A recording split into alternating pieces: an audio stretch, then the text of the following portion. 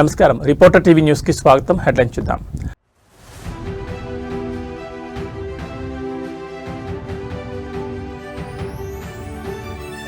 దేవుడి సాక్షిగా protocol war. MP చేతిలో పట్టుపత్రాలు లాక్కున్న ఎమ్మెల్యే కొలికిపూడి.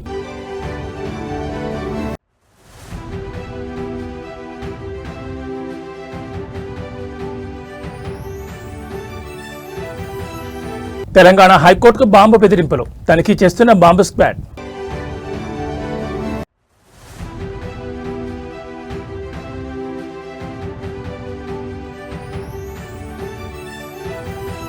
ఖమేని మృతిపై భారత్ మౌనం. కేంద్రంపై ఆగ్రహం వ్యక్తం చేసిన సోనియా గాంధీ.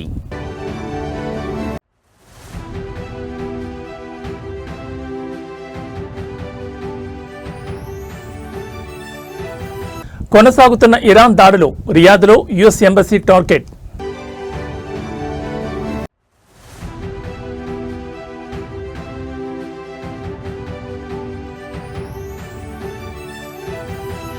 భారత్కు చేరుకున్న పివి సింధు సురక్షితంగా వచ్చానని ట్వీట్. ఇక డీటెయిల్స్ చూస్తే Vijayawada TDP MP Kesineni Sivanath, Tiruvuru MLA Kolikipudi Srinivasa Rao మధ్య విభేదాలు మరోసారి బగ్గుమన్నాయి. టీడీపీ అధిష్టానం జోక్యం చేసుకున్న చక్కబడిన ఈ వివాదం తాజాగా దైవ సన్నిధిలో ప్రోటోకాల్ రచ్చకు దారితీసింది. ఎన్టీఆర్ జిల్లా గంపలగూడెం మండలం నెమలి వేణుగోపాలస్వామి ఆలయ బ్రహ్మోత్సవాల్లో ఎంపీ చేతిలో ఉన్న పట్టువస్త్రాలను ఎమ్మెల్యే కొలికిపూడి బలవంతంగా లాక్కోవడం హాట్ టాపిక్ అయింది. నిన్న రాత్రి జరిగిన స్వామివారి కళ్యాణానికి ఎంపీ చిన్ని, ఎమ్మెల్యే కొలికిపూడి తమ సతీమణులతో హాజరయ్యారు. ఈ సందర్భంగా స్వామివారికి సమర్పించే పట్టువస్త్రాలను ఆలయ పురోహితులు ఎంపీ చిన్ని దంపతులకు అందజేశారు. అయితే తనకు కూడా వస్త్రాలు ఇవ్వాలని ఎమ్మెల్యే పట్టుబట్టారు. ప్రోటోకాల్ ప్రకారం ఒకరికే ఇస్తారని చెప్పిన ఆలయ అధికారులు ఆయనకు తలంబ్రాలు అందించారు. దీంతో అసంతృప్తికి గురైన ఎమ్మెల్యే కొలికిపూడి ఎంపీ చేతిలోని పట్టువస్త్రాలను బలవంతంగా లాక్కుని తన తలపై పెట్టుకున్నారు. ఈ అనూహ్య పరిణామంతో అక్కడున్న భక్తులు నివ్వెరపోయారు.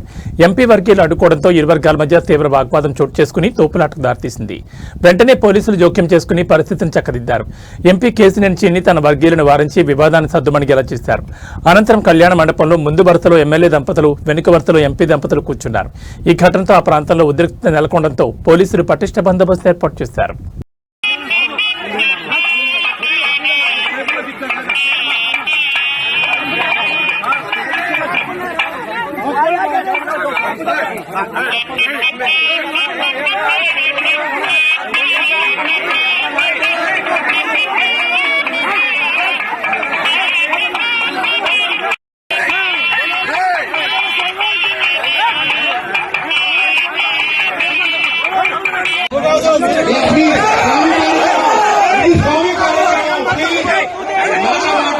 స్వామి కార్యక్రమం మనమంతా ఈరోజు ఈ కళ్యాణం తిరిగించాలని దయచేసి ఎవరు కూడా మాట్లాడవద్దు. రాష్ట్ర అత్యున్నత న్యాయస్థానం హైకోర్టులో బాంబు బెదిరింపు మేలు కలకలం రేపింది. గుర్తు తెలియని వ్యక్తుల నుంచి హైకోర్టును పేల్చివేస్తామంటూ బాంబు బెదిరింపులు రావడంతో అంతా ఒక్కసారిగా ఒలికిపడ్డారు.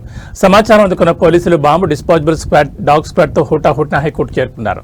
కోర్టు ప్రాంగణంలో అనుమానం వచ్చిన ప్రతి వస్తువును క్షుణ్ణంగా తనిఖీ చేస్తున్నారు. అదేవిధంగా ముందు జాగ్రత్త చర్యగా కోర్టు సిబ్బందిని, న్యాయవాదులను, భద్రతా సిబ్బంది అప్రమత్తం చేశారు. న్యాయమూర్తుల ఛాంబర్లు, కోర్టు హాళ్లు, రిజిస్ట్రీ కార్యాలయంతో పాటు పార్కింగ్ ఏరియాలో ముమ్మరంగా గాలింపు చర్యలు చేపడుతున్నారు.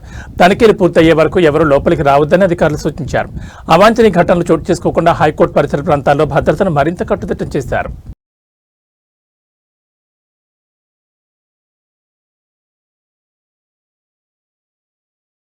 అమెరికా, ఇజ్రాయెల్ సంయుక్తంగా చేసిన భీకర దాడిలో ఇరాన్ సుప్రీం లీడర్ ఖమేని ప్రాణాలు కోల్పోయారు. కాగా ఆయన మృతిపై భారతదేశంలోని అన్ని రాష్ట్రాల్లో నిరసనలు వ్యక్తమవుతున్నాయి. కాంగ్రెస్ పార్టీ నేతలు కూడా ఆయన మృతికి సంతాపం తెలుపుతున్నారు. కానీ భారత ప్రభుత్వం ఇప్పటి వరకు ఆయన మృతిపై ఎటువంటి ప్రకటన చేయలేదు. దీనిపై కాంగ్రెస్ పార్లమెంటరీ పార్టీ అధ్యక్షురాలు సోనియా గాంధీ స్పందిస్తూ తీవ్ర ఆగ్రహం వ్యక్తం చేశారు. పశ్చిమాసియాలో యుద్ధం ముదురుతున్న వేళ Iran supreme leader Ayatollah Ali Khamenei హత్యపై కేంద్ర ప్రభుత్వం అనుసరిస్తున్న మౌనాన్ని సోనియా తీవ్రంగా తప్పుపట్టారు. ఇవాళ ది ఇండియన్ ఎక్స్ప్రెస్ లో రాసిన వ్యాసంలో ఆమె మోడీ ప్రభుత్వంపై విరుచుకుపడ్డారు. ఒక సార్వభౌమ దేశాధినేతను లక్ష్యంగా చేసుకుని చేసిన ఈ హత్యపై భారతదేశం మౌనం వహించడం తటస్థ కాదని, అది మన విదేశీ విధానం యొక్క విశ్వసనీయతను దెబ్బతీసే బాధ్యత రాహిత్యమని ఆమె పేర్కొన్నారు. అంతర్జాతీయ నియమాలను తొంగలో తొక్కి సాగుతున్న ఈ దాడులపై పార్లమెంట్ బడ్జెట్ సమావేశాల 2వ విడతలో ప్రభుత్వం సమాధానం చెప్పాలని, దీనిపై బహిరంగ చర్చ జరగాలని ఆమె డిమాండ్ చేశారు. ప్రపంచ దేశాలు ఇరాన్కు అండగా నిలుస్తుంటే భారతదేశం తన నైతిక బలాన్ని కోల్పోవడం ఆందోళనకరమని సోనియా ఆవేదన వ్యక్తం చేశారు.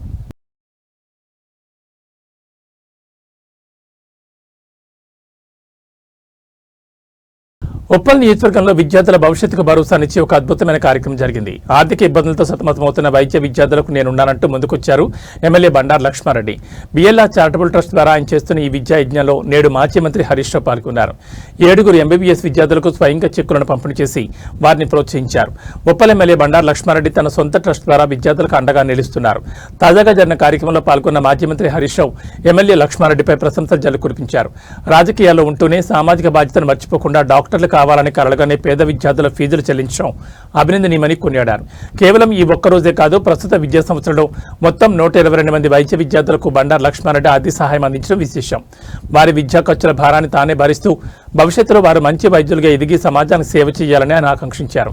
ఈ కార్యక్రమంలో 7 ఎంబీబీఎస్ విద్యార్థులకు హరీష్ రావు మరియు లక్ష్మారెడ్డి కలిసి చెక్కులు అందజేశారు. తమ చదువుకు ఆటంకం కలగకుండా సాయం అందడంలో విద్యార్థులు మరియు వారి తల్లిదండ్రులు హర్షం వ్యక్తం చేస్తున్నారు. మేము డాక్టర్లు అవుతామో లేదో అన్న భయంలో ఉన్నప్పుడు బిఎల్ఆర్ ట్రస్ట్ మాకు కొండంత అండగా నిలిచిందని విద్యార్థులు ఎమోషనల్ అయ్యారు. ప్రజాప్రతినిధులు ఇలాంటి సేవా కార్యక్రమాలు చేయడం వల్ల ఎంతో మంది పేద విద్యార్థుల జీవితాలు మారతాయని హరీష్ రావు ఈ సందర్భంగా పేర్కొన్నారు.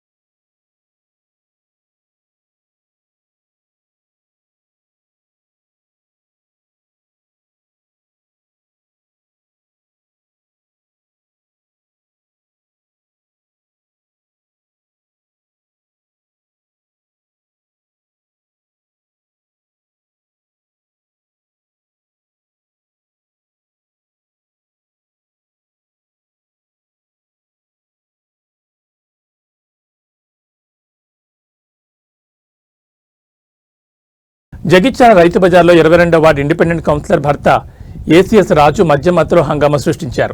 ఓ వర్గం వ్యాపారులతో వాగ్వాదం దిగి అసభ్య పదజాలంతో దూషిస్తూ ఇక్కడ వ్యాపారం చేయొద్దని బెదిరించారు. తాను ఎమ్మెల్యే పంపిన ప్రజాప్రతినిధులని లైసెన్సులు చెక్ చేయడానికి వచ్చానని దురుసుగా ప్రవర్తించారు. బాధితుడు షేక్ మహమ్మద్ ఫిర్యాదు మేరకు పోలీసులు కేసు నమోదు చేశారు.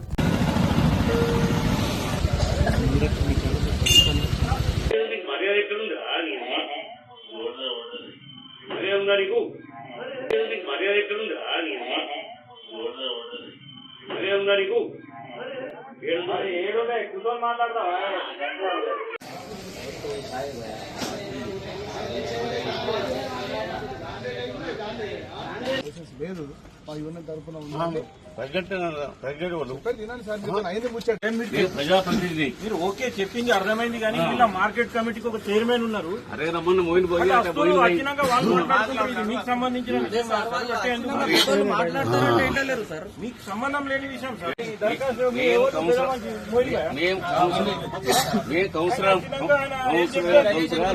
సంజయ్ డాక్టర్ సాబ్ చెప్పాడు మేము వచ్చి చూస్తున్నాం ఎవరెవరో లైసెన్స్ ఉన్నాయి, ఎవరో లేవు. లైసెన్స్ లేకపోతే అనవైలబుల్ కదా వాళ్ళకు.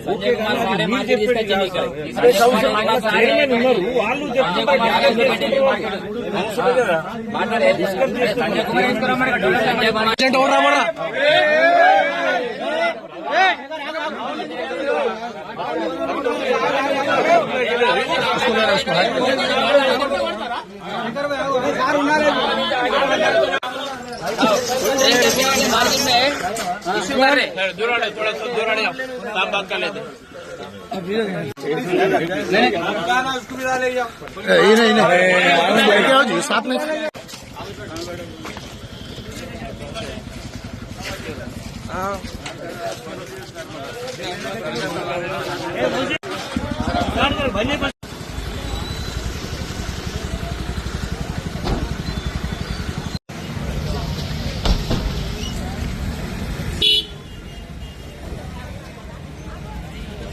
కూరల్లో ఉండాల్సిన టమాటా నేడు రోడ్డు పాలైంది. ఊహించని విధంగా దిగుబడి పెరగడంతో మార్కెట్లో ధరలు భారీగా పతనమయ్యాయి.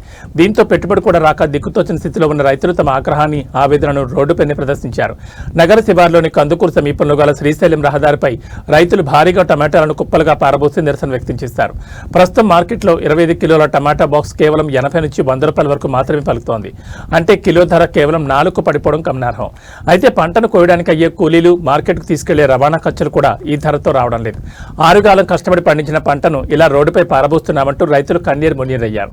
ప్రభుత్వం తక్షణమే స్పందించి గిట్టుబాటు ధర కల్పించాలని లేదా తమను ఆదుకోవాలని వారు డిమాండ్ చేస్తున్నారు.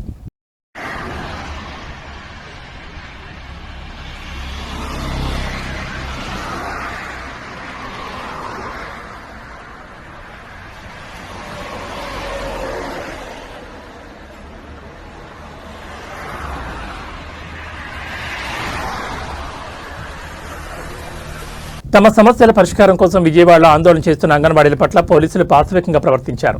మంగళవారం తెల్లవారుజామున పోలీసులు పెద్ద ఎత్తున శిబిరంలోకి చొచ్చుకొచ్చి వేలాది మందిని మూకమ్మడిగా అరెస్టులు చేశారు. టెంట్ కూల్చేసి లైట్లు ఆపేసి మహిళలను బలవంతంగా ఈడ్చుకుంటూ బస్సులోకి ఎక్కించారు. నిద్రపోతున్న అంగన్వాడీల మీద పోలీసులు జులుం ప్రదర్శించారు. ప్రభుత్వ చర్యలపై అంగన్వాడీలు తీవ్ర ఆగ్రహం వ్యక్తం చేశారు. ప్రభుత్వానికి వ్యతిరేకంగా నినాదాలు చేశారు. ఈ సందర్భంగా అంగన్వాడీ మహిళలు మాట్లాడుతూ అధికారంలోకి రాకముందు చంద్రబాబు తమకు ఇచ్చిన హామీని అమలు చేయాలని కోరామన్నారు. దీక్ష శిబిరంపై వందలాది మంది పోలీసులతో దాడి చేయించారని, నిద్రపోతున్న వారిని లేపి అరెస్టులు చేయడం దుర్మార్గమన్నారు. అరెస్ట్ చేసిన అంగన్వాడీ నాయకులను, కార్యకర్తలను వెంటనే విడుదల చేయాలని డిమాండ్ చేశారు. అంగన్వాడీ యూనియన్ నాయకులతో వెంటనే చర్చించి తమ న్యాయమైన వేతనాల పెంపుదల డిమాండ్ను పరిష్కరించాలని కోరారు.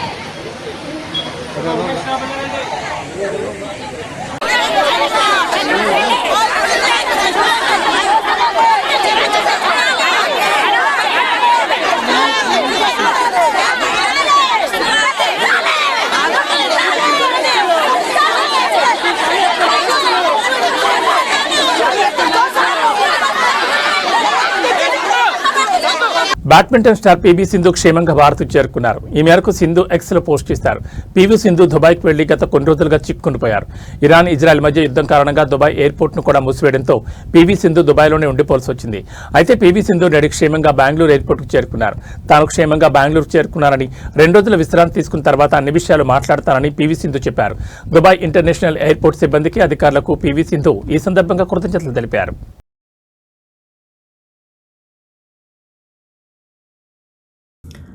Hi everyone, I wanted to share a quick update and firstly thank you all who have been reaching out and checking on us. And well, I was transiting from Bangalore, where I train and live full time now, to Birmingham in the UK to compete the All England Championships. And once our flight landed in Dubai, events beyond our control began to unfold, and shortly after, the airspace also was shut down. And the last few hours have been extremely tense. We could hear the sounds of interceptions overhead, and a few hours later there was explosion very close to where we were holed up at Dubai airport. My coach was barely about 100 meters away where it happened, and had to quickly move out of the area.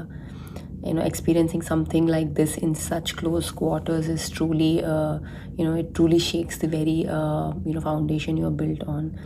And you never expect these things to happen to you or anyone close to you, but sometimes situations are beyond your control, what they do. So I feel incredibly blessed to have such a strong and united team around me, and everyone had stayed calm, supported one another, and shown real strength during a very frightening situation. And currently we are safe now and have been moved to a more secure place. I'm deeply, grateful to the Dubai authorities and the staff at Dubai airport also, who's been, incredibly and tireless in ensuring everyone's safety. We're also truly grateful to Emirates and the airport staff for being incredibly kind and supportive with so many passengers stranded. Their hands were understandably tied, but they showed genuine empathy and care towards everyone going through this difficult experience. And I would also like to sincerely thank the Indian High Commission in Dubai for their extraordinary support. And when I reached out requesting assistance, the High Commissioner immediately responded and on high super priority notice deployed his team to help us. They have been incredibly supportive, not just to me but to everyone stranded here, ensuring safety, coordination and constant communication during a very difficult time. And anyone currently stuck or needing assistance is encouraged to reach out using the official helpline numbers shared by the High Commission. And of course we are truly blessed to have such a sensitized and incredible team looking out for Indian citizens here. And for now we're trying to get some rest and remain hopeful as the situation continues to unfold. So thank you all for your prayers, messages and concern, where it truly means a lot to all of us. And stay safe. Thank you. సంపూర్ణ చంద్రగ్రహణం నేపథ్యంలో యాదగిరిగుట్ట లక్ష్మీనరసింహస్వామి ఆలయాన్ని ఇవాళ ఉదయం అర్చకులు మూసివేశారు. గ్రహణ కాలంలో పాటించాల్సిన శాస్త్రోక్త నిబంధనల ప్రకారం ఆలయ ద్వారాలను తాత్కాలికంగా మూసివేసినట్లుగా ఆలయ అధికారులు వెల్లడించారు. గ్రహణ సమయానికి ముందే స్వామివారికి నిర్వహించే నిత్య పూజలు కైంకర్యాలను ముగించి అర్చకులు గర్భాలయ ద్వారాలను మూసివేశారు. ఇక గ్రహణ కాలం ముగిసే వరకు భక్తులకు స్వామివారి దర్శనంతో పాటు అన్ని రకాల ఆర్జిత సేవలను రద్దు చేశారు. అన్నప్రసాద వితరణ కూడా నిలిపివేశారు. గ్రహణం వీడిన తర్వాత ఆలయ శుద్ధి, సంప్రోక్షణ వంటి కార్యక్రమాలు నిర్వహించనున్నారు. అనంతరం రేపు ఉదయం స్వామివారికి విశేష పూజలు నిర్వహించి భక్తులను దర్శనానికి అనుమతించనున్నారు. దూర ప్రాంతాల నుంచి స్వామివారి దర్శనానికి వచ్చే భక్తులు గ్రహణ సమయాలు, ఆలయ వేళలను గమనించి తమ ప్రయాణాలను ప్లాన్ చేసుకోవాలని ఆలయ ఈవో సూచించారు.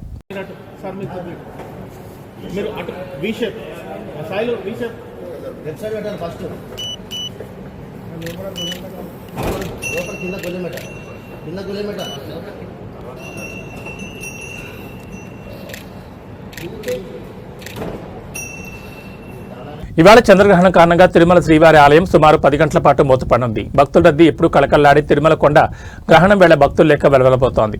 మంగళవారం మధ్యాహ్నం 3:20 ప్రారంభమై సాయంత్రం 6:47 వరకు చంద్రగ్రహణం ఉండనుంది. ఆగమశాస్త్ర నియమాల ప్రకారం గ్రహణం ప్రారంభానికి 6 గంటల ముందుగానే ఆలయ ద్వారాలను మూసివేయడం ఆనవాయితీ. ఈ నేపథ్యంలో తిరుమల తిరుపతి దేవస్థానం నేడు ఉదయం 9 గంటలకే శ్రీవారి ఆలయ గర్భాలయ తలుపులను మూసివేసింది. గ్రహణం ముగిసిన తర్వాత రాత్రి 7:30 తలుపులు తెరిచి సంప్రోక్షణ, శుద్ధి నిర్వహించనున్నారు. అనంతరం రాత్రి 8:30 గంటల నుంచి భక్తులను సర్వదర్శనానికి అనుమతిస్తారు. ఈ సుదీర్ఘ విరామం కారణంగా తిరుమల మాడవీధులు, క్యూలైన్లు భక్తులు లెక్క వెలవెలబోతున్నాయి. నిత్యం గోవింద నామస్మరణతో మారుమోగే తిరుమల గిరులు ప్రస్తుతం ఆధ్యాత్మిక నిశ్శబ్దంలో మునిగిపోయాయి. కాగా గ్రహణం ప్రభావంతో నేడు శ్రీవారి ఆలయంలో నిర్వహించే పలు విశేష సేవలను టీటీడీ రద్దు చేసింది. అష్టదళ పాద పద్మారాధన, కళ్యాణోత్సవం, ఊంజల్ సేవ, ఆర్జిత బ్రహ్మోత్సవం మరియు సహస్ర దీపాలంకరణ సేవలను పూర్తిగా నిలిపివేశారు. అంతేకాకుండా తిరుపతిలో జారీ చేసే ఎస్ఎస్డీ టోకెన్లను కూడా మొన్న రద్దు చేసిన సంగతి తెలిసిందే. గ్రహణ సమయంలో అన్నప్రసాద వితరణ కేంద్రాలు కూడా మూసివేయనున్నారు. తిరుమలతో పాటు తిరుచానూరు పద్మావతి అమ్మవారి ఆలయం, గోవిందరాజస్వామి, కోదండరామస్వామి ఆలయాలు కూడా ఉదయం 9 గంటలకే మూతపడ్డాయి. రాత్రి పూజల అనంతరం తిరిగి భక్తులకు దర్శనం కల్పించనున్నారు.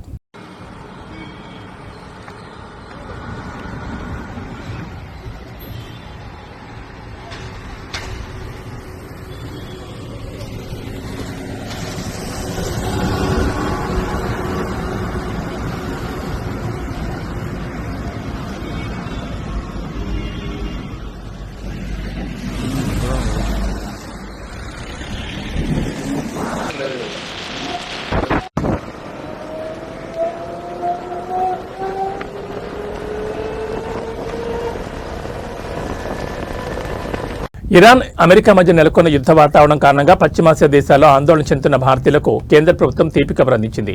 గత 3 రోజులుగా నిలిచిపోయిన విమాన రాకపోకలను మంగళవారం నుంచి పాక్షికంగా పునరుద్ధరించారు.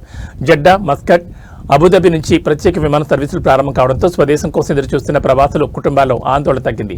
గల్ఫ్లో చిక్కున్న పౌరులను సురక్షితంగా వెనక్కి రప్పించేందుకు కేంద్ర ప్రభుత్వం యుద్ధ ప్రాతిపదికన చర్యలు చేపట్టింది.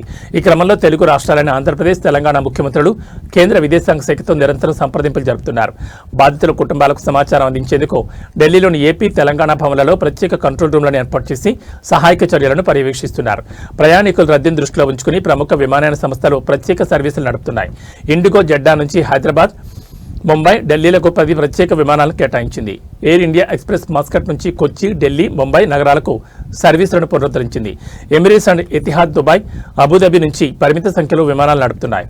ఇప్పటికే కొన్ని విమానాలు ఢిల్లీ, బెంగళూరు విమానాశ్రయాల్లో సురక్షితంగా ల్యాండ్ అయ్యాయి. ప్రత్యామ్నాయ మార్గాల్లో ప్రయాణించడం వల్ల ప్రయాణ సమయం పెరగడంతో పాటు ఇంధన ఖర్చులు అధికమై టికెట్ ధరలు భారీగా పెరిగాయి.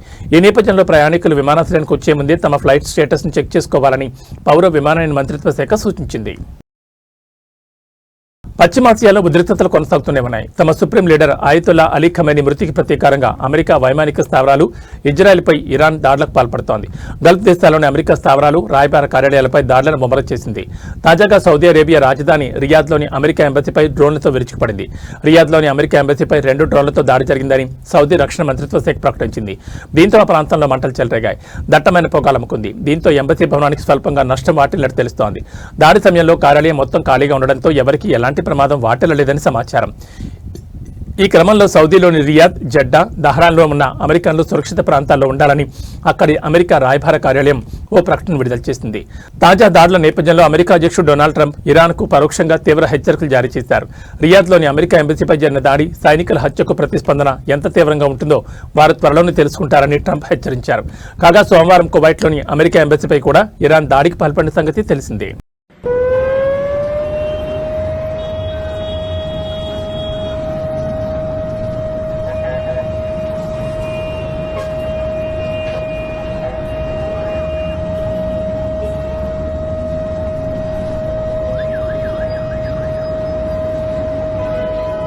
న్యూస్ ముగించే ముందు హెడ్లైన్స్ మరోసారి.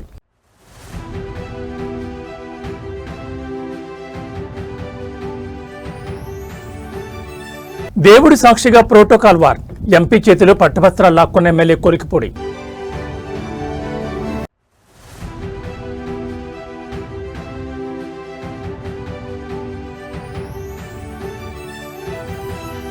తెలంగాణ హైకోర్టుకు బాంబు బెదిరింపులు, తనిఖీ చేస్తున్న బాంబు స్క్వాడ్.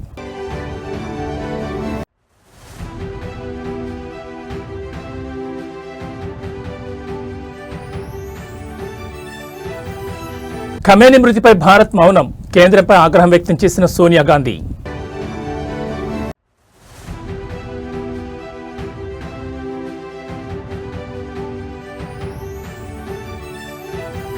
కొనసాగుతున్న ఇరాన్ దాడులు, రియాద్లో యుఎస్ ఎంబసీ టార్గెట్.